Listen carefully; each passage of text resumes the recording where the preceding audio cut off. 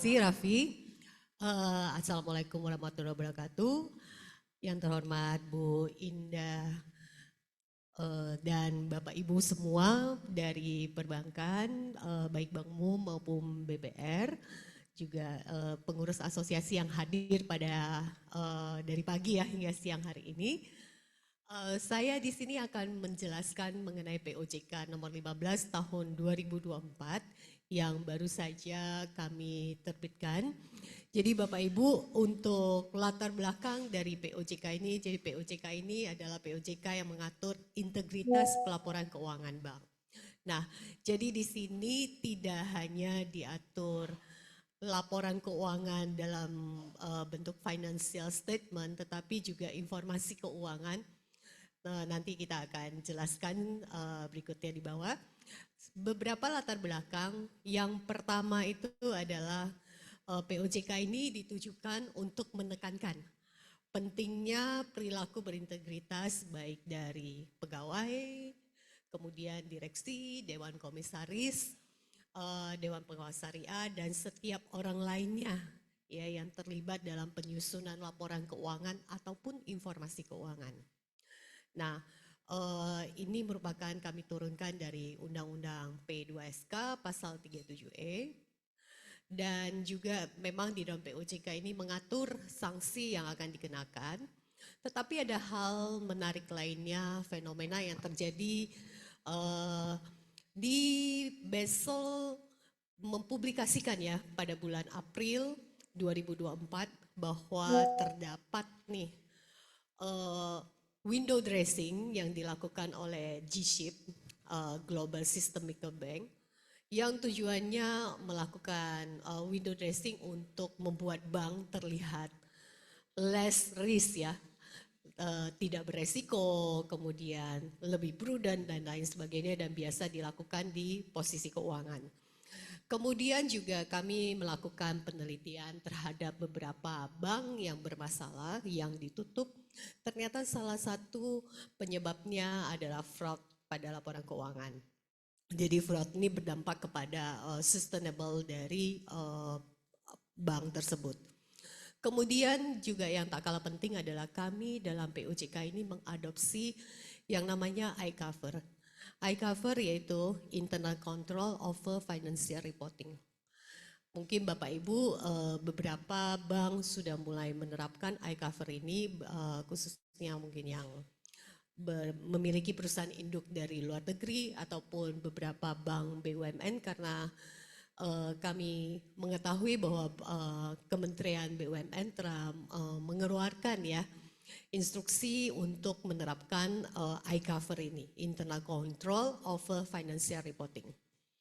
Nah, menarik juga kami ketahui di dalam FGD bahwa kita melakukan internal control terhadap beberapa aktivitas operasional, tetapi terhadap penyusunan laporan keuangan ini masih belum menjadi fokus.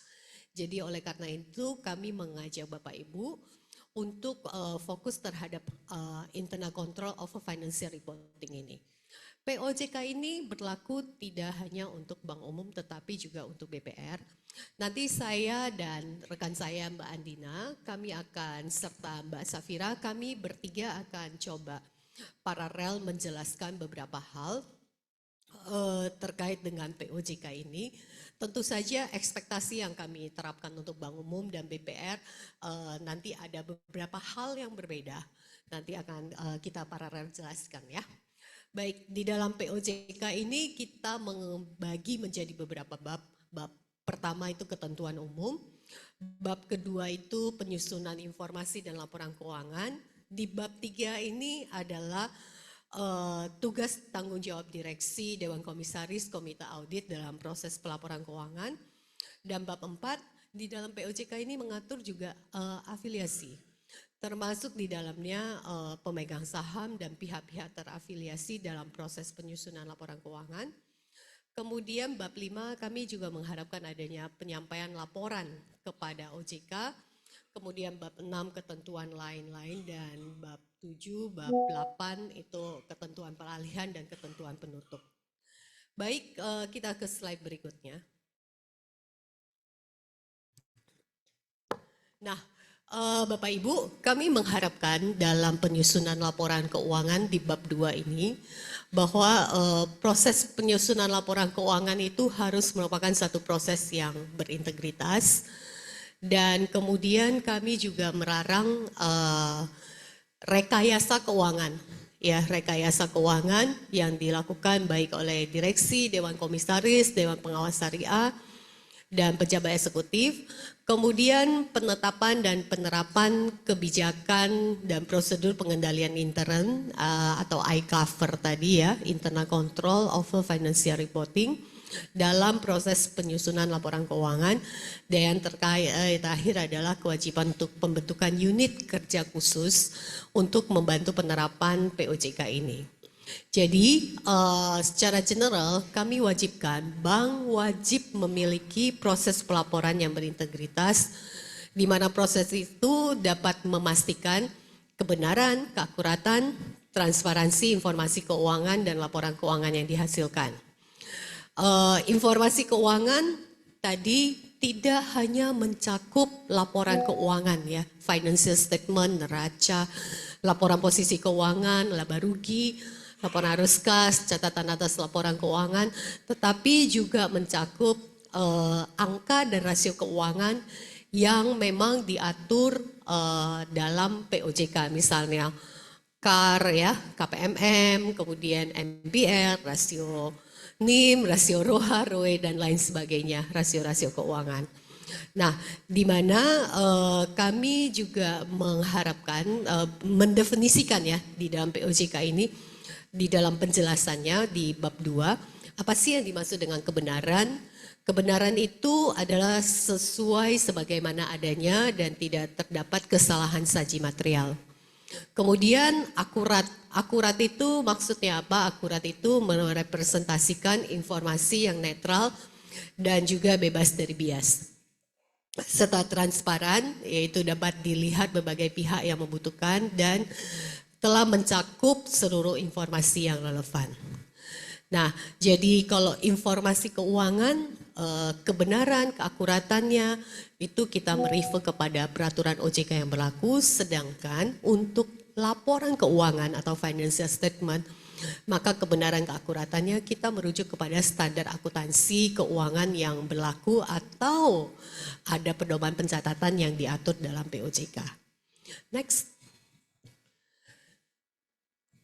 Nah, di sini kata kuncinya mungkin Bapak Ibu bertanya-tanya, bagaimana membedakan antara kesalahan pelaporan dengan penyusunan laporan yang tidak berintegritas.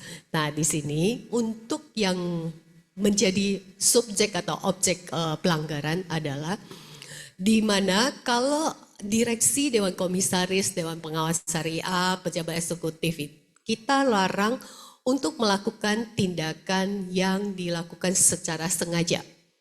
Jadi kata-katanya tindakan yang dilakukan secara sengaja yang menyebabkan beberapa hal ini. Menyebabkan pertama, informasi keuangan atau laporan keuangan bank tidak mencerminkan kondisi bank yang sebenarnya.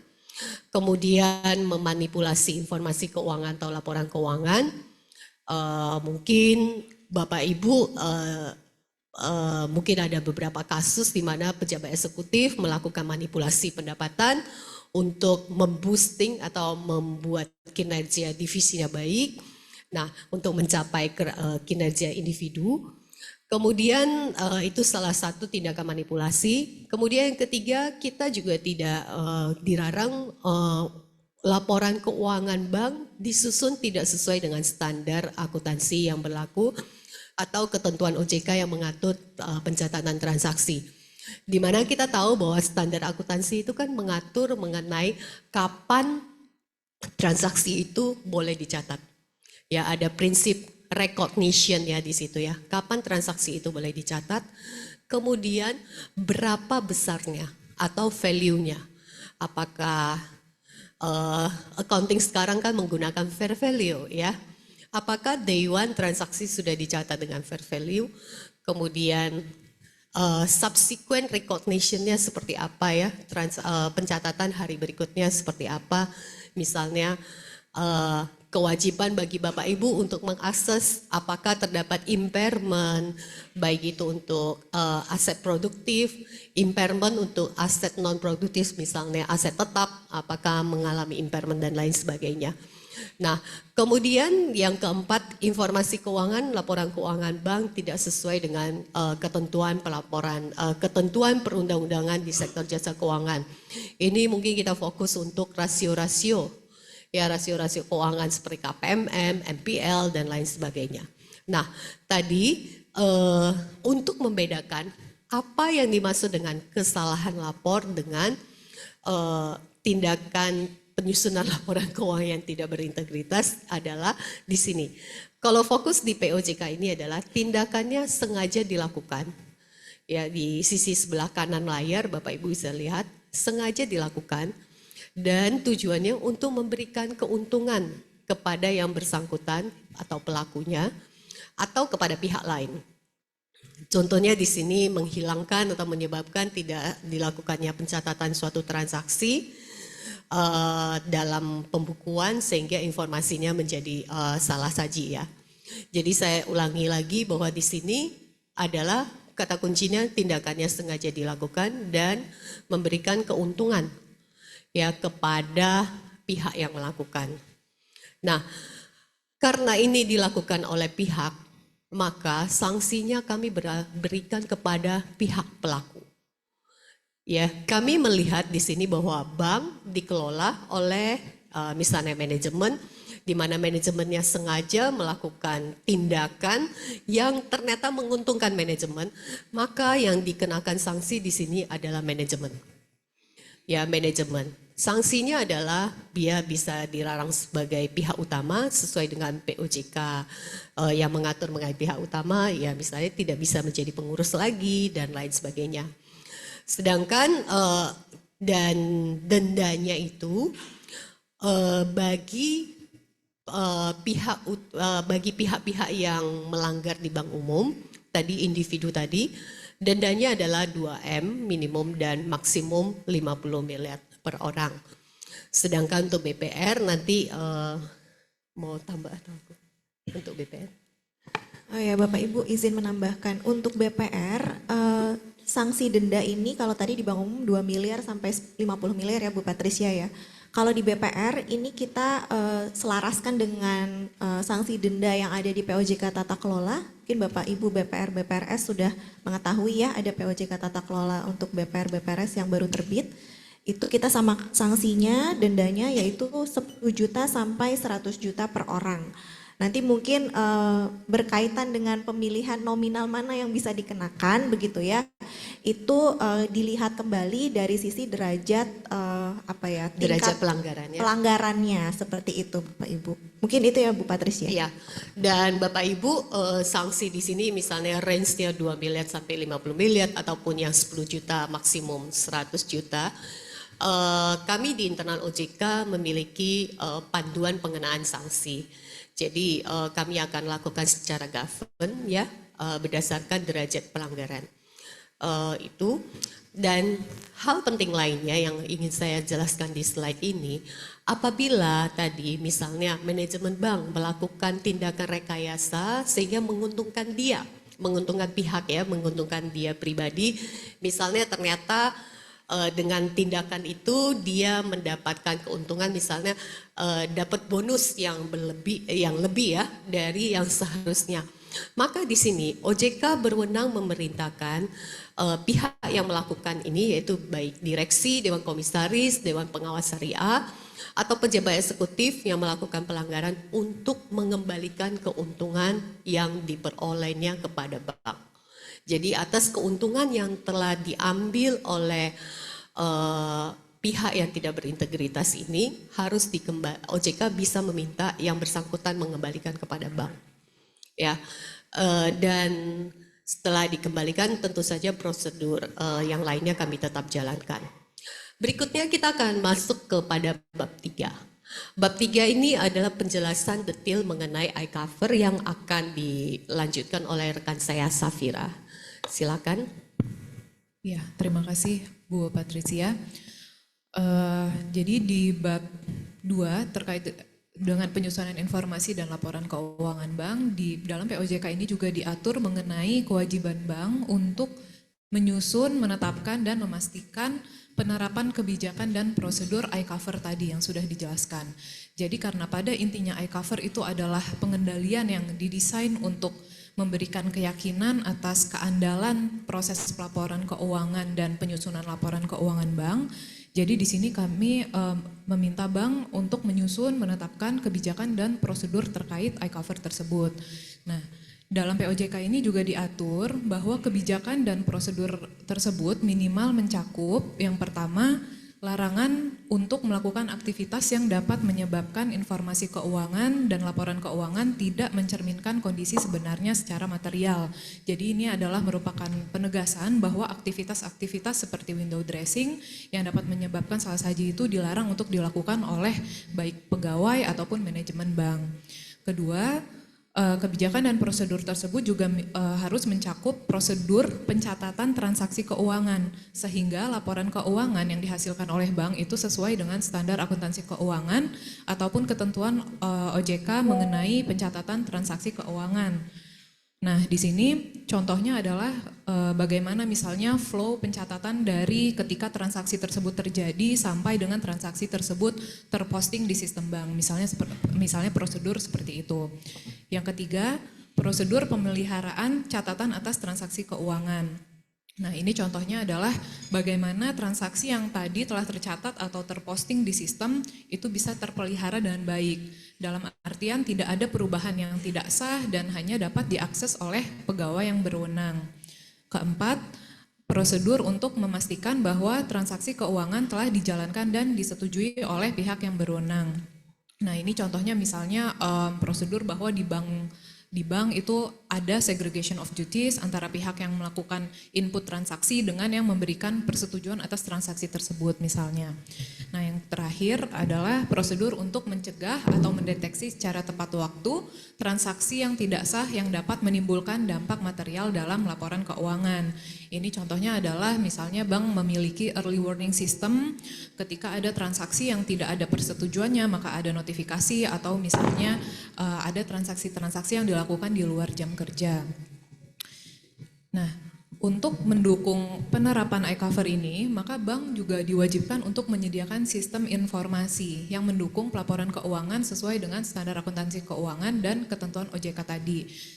Mungkin perlu digarisbawahi bahwa dengan adanya POJK ini bukan berarti Bapak Ibu harus membuat suatu sistem baru, itu tidak ke arah situ ya Bapak Ibu, tapi memang bisa dilakukan pengembangan di sistem yang sudah ada atau bahkan mungkin bank Bapak Ibu sudah ada nih sebetulnya sistem informasi yang bisa mendukung pelaporan keuangan sesuai dengan SAK tersebut. Contohnya misalnya bank Bapak Ibu sudah memiliki engine PSAK 71 yang sudah tervalidasi modelingnya, misalnya terkait pencatatan CKPN, atau sistem Bapak Ibu sudah mendukung adanya pembatasan akses dalam pengubahan transaksi pada sistem, sehingga transaksi itu bisa dijaga keakuratannya dari perubahan-perubahan yang tidak sah.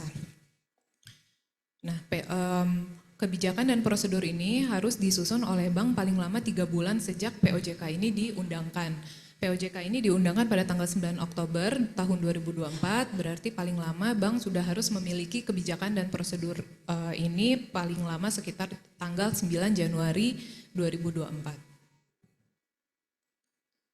Ya, baik, berikutnya di sini POJK ini juga mengamanatkan agar bank, kami tahu ya tadi prosedur iCover yang dijelaskan, internal control of financial reporting yang dijelaskan oleh Mbak Safira tadi, harus dilekatkan di mana sih? Ya, harus dilakukan oleh siapa? Jadi kami mengharapkan bank untuk membentuk unit kerja khusus, ya, yang bertanggung jawab terhadap pencegahan kecurangan, manipulasi informasi maupun laporan keuangan.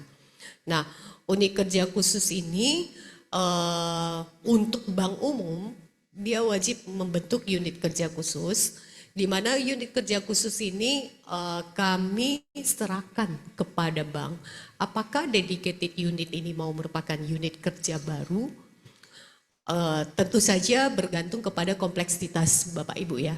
apakah mau digabungkan di dalam POJK ini memperbolehkan untuk dirangkap oleh unit kerja khusus atau pejabat eksekutif yang menangani fungsi manajemen resiko, kepatuhan, dan ataupun yang menangani anti fraud. Jadi boleh dirangkap, tidak harus unit kerja baru, namun kami serahkan kepada Bapak Ibu sesuai dengan kompleksitas usaha Bapak Ibu. Untuk BPR silakan. Iya Bapak Ibu, untuk BPR seperti tadi Bu Patricia sampaikan begitu ya, memang pengaturannya dibedakan dengan bank umum. Untuk BPR ini kita buat tiring Bapak Ibu, untuk BPR besar karena kami melihat juga bahwa kompleksitas usahanya juga mungkin hampir-hampir sudah menyamai bank umum yang paling kecil begitu ya. Sehingga untuk BPR yang modal intinya paling sedikit 80 miliar, maka ini diwajibkan pembentukannya berupa unit kerja Bapak Ibu. Jadi mungkin mirip-mirip dengan ketentuan manajemen resiko, tata kelola begitu ya, dan strategi anti fraud.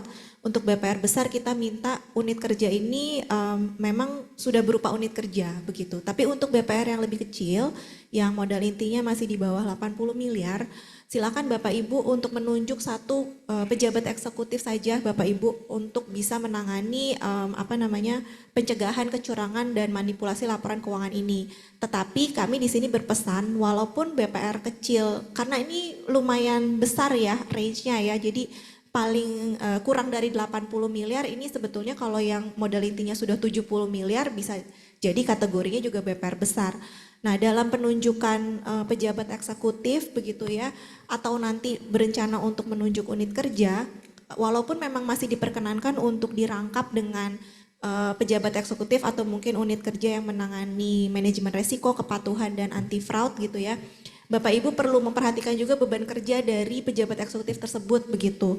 Karena mungkin kalau untuk BPR yang memang jumlah transaksinya besar, kemudian pelaporannya juga misalnya laporan bulanan juga cukup banyak begitu ya yang jumlah data yang dilaporkan, maka dapat dipertimbangkan untuk memisahkan seperti itu. Tapi tidak wajib, karena yang wajib adalah menunjuk saja pejabat eksekutif atau membentuk unit kerja untuk BPR yang lebih besar dan tetap diperkenankan untuk dirangkap begitu. Tapi agar diperhatikan juga beban pekerjaan dari PIC atau pejabat eksekutif tersebut dan juga unit kerjanya seperti itu.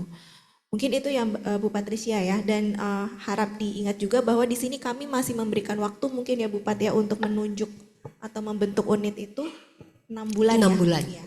Jadi 6 bulan sejak POJK ini berlaku, POJK kita tetapkan di tanggal 9 Oktober ya, 9 Oktober. Jadi 6 bulan setelah 9 Oktober berarti April ya, 9 April Bapak Ibu masih memiliki waktu 6 bulan untuk mempersiapkan ini. Termasuk mempersiapkan iCover-nya ya di dalam SOP Bapak Ibu menjadi tugas buat 2025 ya. Berikutnya kita akan masuk kepada tanggung jawab direksi. Nah, direksi di sini kami harapkan untuk bertanggung jawab atas beberapa hal ini.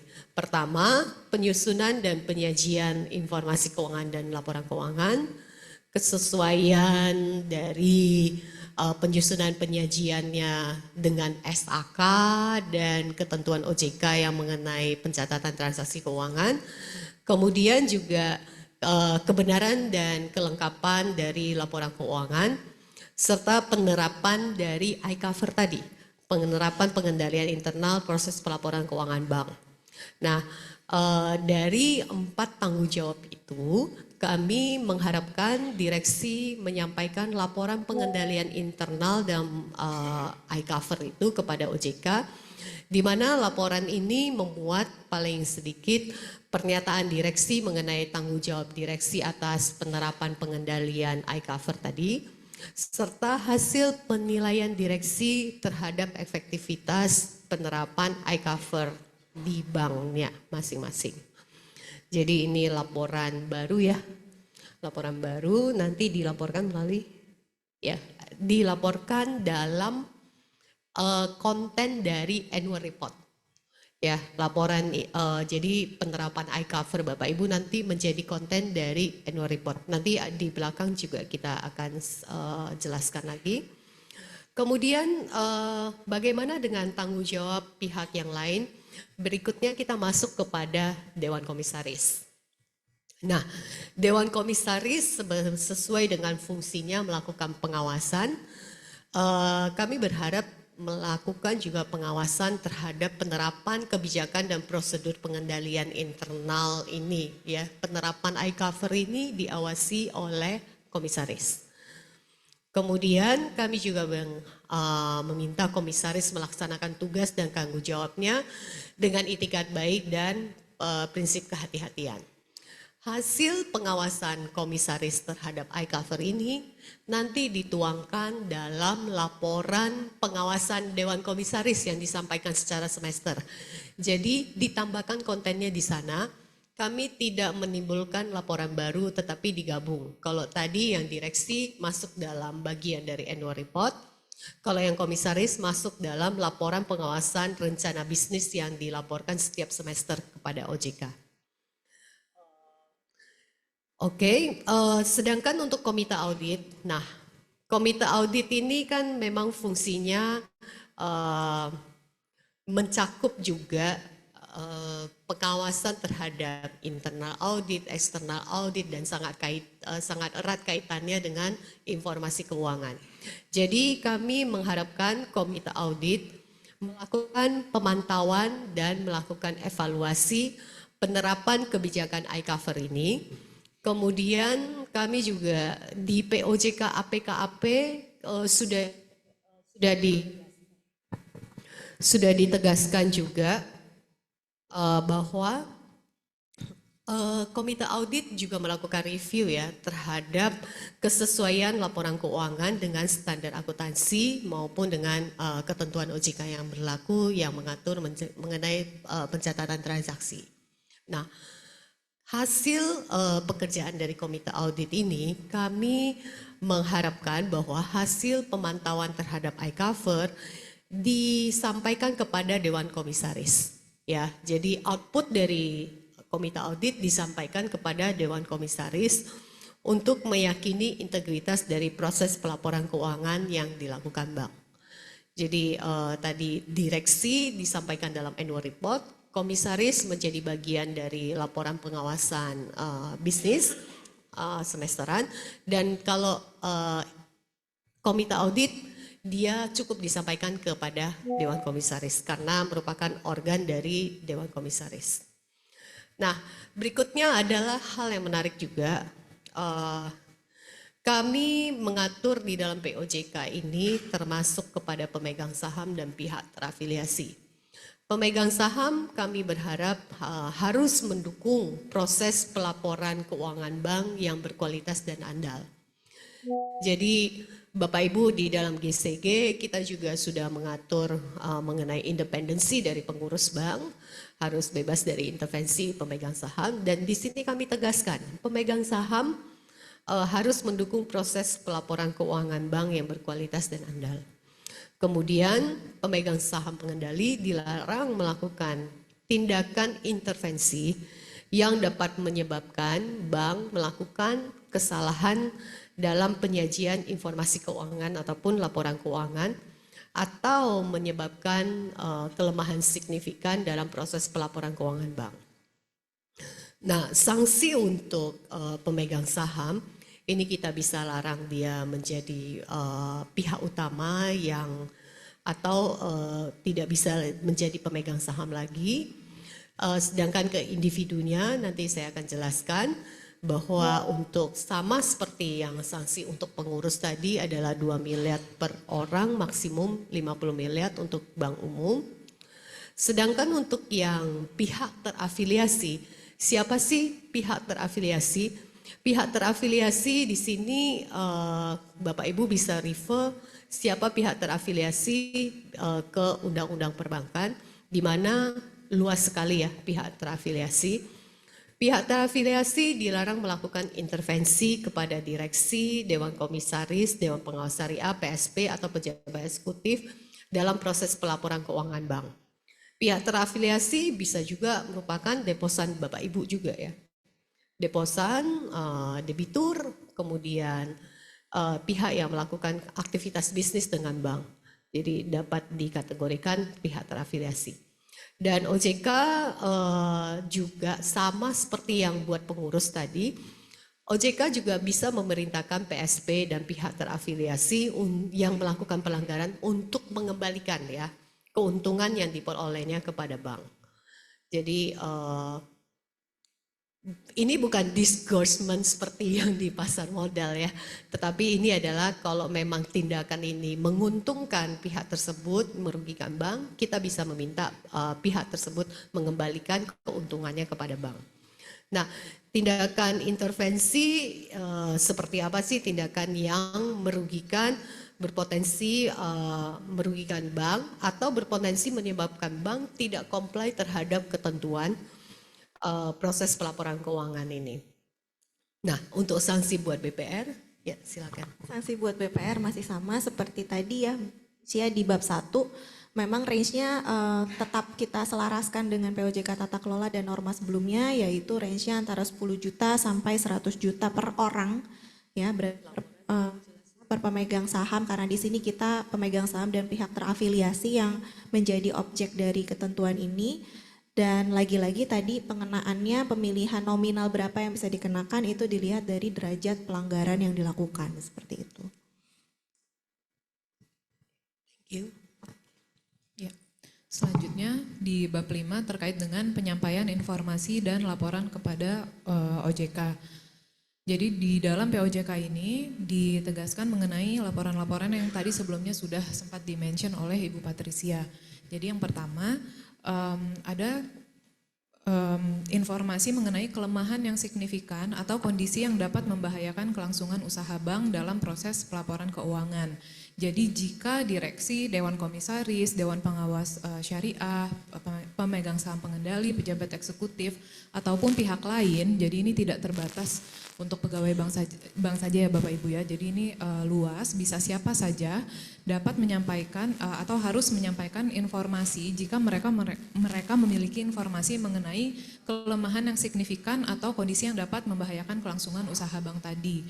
Nah, informasi ini disampaikan bisa secara daring atau online atau offline kepada OJK dan ditujukannya kepada satuan kerja pengawas masing-masing dari bank tersebut. Nah, jadi di POJK ini juga ada penjelasan mengenai contoh dari kelemahan yang signifikan atau kondisi yang dapat membahayakan kelangsungan usaha bank tadi. Contohnya yang pertama misalnya tidak terdapat pengkinian atau peninjauan yang dilakukan secara berkala terhadap sistem informasi keuangan bank tadi sehingga mengakibatkan pelaporan keuangan yang tidak sesuai dengan standar akuntansi keuangan. Atau misalnya contoh yang kedua adalah adanya penundaan biaya agar rasio KPMM bank itu dapat terjaga sesuai dengan batas penyediaan modal minimum. Jadi semua pihak yang memiliki informasi kelemahan atau kondisi yang bisa membahayakan kelangsungan usaha tersebut harus menyampaikan informasi tersebut kepada OJK. Dan perlu digarisbawahi bahwa kelemahan yang signifikan dalam proses pelaporan keuangan ini bukan berarti bahwa laporan keuangan bank itu harus salah saji secara material Bapak Ibu. Jadi bisa saja ada kelemahan yang signifikan tapi memang laporan keuangannya itu tidak salah saji secara material. Nah, untuk informasi kelemahan ini juga pelapor harus menyampaikan identitas pihak yang menyampaikan informasi atau pelapornya dan rincian dari kelemahan atau kondisi tersebut seperti misalnya tanggal kejadian, bentuk kelemahannya seperti apa, dan dampak dari kelemahan atau kondisi dimaksud.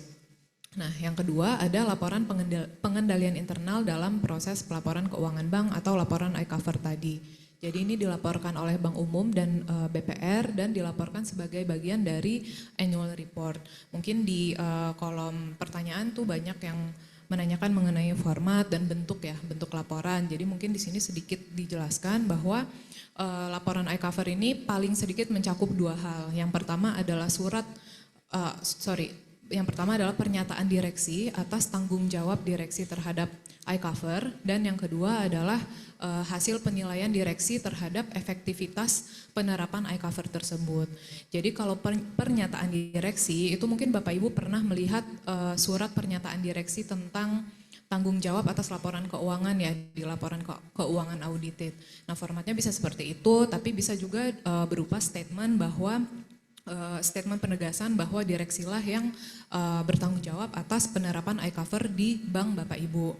Nah, sementara untuk hasil penilaian direksi itu bisa memuat bagaimana penilaian direksi apakah penerapan iCover itu sudah efektif atau belum, dan bisa juga ditambahkan misalnya ada informasi mengenai langkah-langkah perbaikan yang telah bank lakukan terkait dengan penerapan iCover di bank Bapak Ibu. Terakhir, hasil pengawasan Dewan Komisaris ini juga dilaporkan oleh Bank Umum dan BPR dan menjadi bagian dari pengawasan rencana bisnis sesuai dengan POJK RBB baik Bank Umum ataupun BPR BPRS. Selanjutnya terkait sanksi. Iya, selanjutnya terkait dengan sanksi, boleh kamu jelaskan? Ya, selanjutnya terkait dengan sanksi. Jadi sebelumnya di slide-slide sebelumnya memang sudah ada penjelasan mengenai sanksi ya Bapak Ibu, tapi memang itu adalah sanksi yang dikenakan kepada perorangan. Nah, karena di POJK ini juga mengatur mengenai kewajiban bank, jadi di POJK ini juga ada sanksi bagi banknya yang melakukan pelanggaran POJK. Yang pertama, bank itu dapat dikenakan sanksi berupa teguran tertulis. Apabila bank telah dikenai teguran tertulis dan masih belum memenuhi ketentuan sesuai POJK ini, maka bisa dikenakan sanksi administratif yang lain seperti misalnya untuk bank umum ada larangan untuk menerbitkan produk baru, pembekuan kegiatan usaha tertentu, larangan melakukan ekspansi kegiatan usaha, lalu larangan melakukan kegiatan usaha baru, atau penurunan penilaian faktor tata kelola dalam penilaian tingkat kesehatan bank atau TKS. Sementara untuk BPR, apabila telah dikenakan teguran tertulis dan masih belum memenuhi ketentuan, maka bisa dikenakan sanksi berupa penghentian sementara sebagian kegiatan operasional, larangan melakukan ekspansi kegiatan usaha, dan atau penurunan penilaian faktor tata kelola dalam penilaian tingkat kesehatan BPR. Nah, dalam hal bank telah dikenai sanksi administratif, pihak utama bank juga dapat dikenai sanksi administratif berupa larangan sebagai pihak utama atau PKPU. Ini juga tadi sudah ada di slide yang sebelumnya. Selain itu, bank juga dapat dikenai sanksi administratif berupa denda. Ini nominalnya sama Bapak Ibu. Jadi bagi bank umum paling sedikit 2 miliar dan paling banyak 50 miliar per pelanggaran, dan bagi BPR itu paling sedikit 10 juta dan paling banyak 100 juta per pelanggaran. Ya. Demikian Bapak Ibu dari POJK Integritas Pelaporan Keuangan. Iya, terima kasih Safira, terima kasih Mbak Andina yang sudah menyampaikan materi. Jadi Bapak Ibu di dalam, karena Zoom ini juga diikuti oleh banyak peserta yang online, kami akan menjawab terlebih dahulu ya pertanyaan dari online, dan Mbak Andina sudah menyajikan. Nanti kami juga akan beri waktu kepada penanya di dalam ruangan ini untuk untuk mengajukan pertanyaan ya. Baik, silakan Mbak Andina, kita boleh mulai ya dengan tanya jawab. Ya, kita coba wrap dulu pertanyaan yang sudah ada di Zoom mungkin Bu Patricia ya, supaya mungkin juga bisa memberikan apa ya, siapa tahu Bapak Ibu punya pertanyaan yang sama. Nah, ini bisa kita coba address dulu begitu pertanyaannya. Nah, beberapa pertanyaan yang muncul di Zoom itu Bu Patricia dan Bu Safira, itu pertama yang paling fundamental nih, menarik pertanyaannya. Kenapa sih harus ada POJK integritas pelaporan seperti itu? Bukankah sudah ada ketentuan mengenai pelaporan itu sendiri begitu ya? Mungkin Bapak Ibu yang di Bank Umum ada POJK 63 2020, terus di BPR ada POJK 13 2019 itu kan tentang pelaporan. Dan juga ada POJK tentang transparansi dan penggunaan akuntan publik yang dianggap itu sebetulnya sudah menjaga begitu ya, ngejagain bank dari sisi pelaporan yang berintegritas dan transparan seperti itu. Jadi kenapa sih harus ada POJK khusus padahal sudah ada misalnya akuntan publik yang bisa berperan gitu ya sebagai pihak yang mungkin sudah bisa mengakses atau quality assurance lah dari laporan keuangannya seperti itu. Dan juga seperti apa kaitan POJK ini dengan tadi Bu Patricia sudah diaudit oleh AP misalnya seperti itu. Itu mungkin pertama itu dulu Bu Patricia, dan kemudian yang kedua yang juga banyak sekali pertanyaan filosofi. Satu dulu deh. Oh satu dulu biar nggak Sebelum lupa ya. lupa ya. Oke. Satu dulu Iya, filosofinya dulu begitu mungkin Bu Patricia. Kenapa harus ada POJK ini? Iya, baik. Terima kasih Bapak Ibu. Kami paham bahwa di luar